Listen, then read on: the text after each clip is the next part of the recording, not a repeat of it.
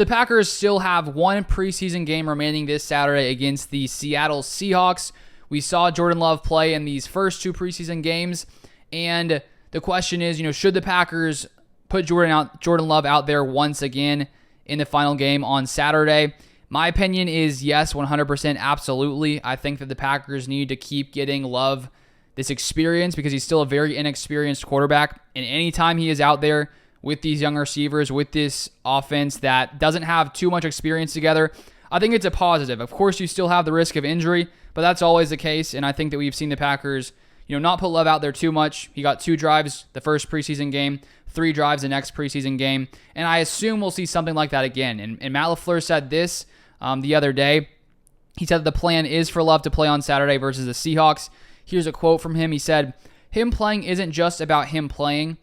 It's about the other 10 guys out there, just making sure we are a cohesive unit because we do have a lot of young guys." He also said, "It's about getting Jaden Reed more reps and our 2 young wideouts, our 2 young tight ends. It's always about the collective unit going out there and trying to continue to build a cohesiveness. We're trying to make it uncomfortable for them. We're trying to put them in different situations. You're trying to look at it from the longevity of the season." And so any experience for Love is positive, and I think will prepare him in this offense for the Week 1 test against the Chicago Bears. Another interesting note about this is because the way the preseason is now with only 3 preseason games, after this game on Saturday against the Seahawks, the Packers will have 15 days before they play against the Bears. So there's already basically an entire week without playing football, at least a full-on game.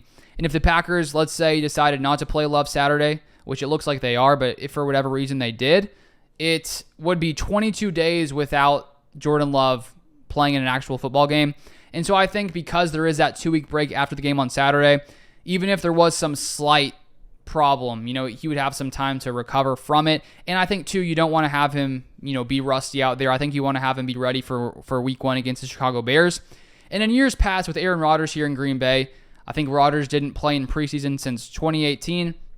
And I think when you have an older veteran player, it's not as necessary. But for a guy like Love, who has started 1 game in the NFL and is still very, very young and doesn't have a ton of actual real live game reps, it's just very important to give him as much work as you can in the preseason, while also, trying to make sure you don't play him too much to risk some kind of injury. And so I'm happy that Lafleur will likely be playing Love. I'm pretty sure he said he will. And so unless there was some kind of change out of the blue, I believe he will be starting, which I am pumped to see. And it will be our last time watching him before the Week 1 performance against the Chicago Bears. But I think Love has shown a lot of positives.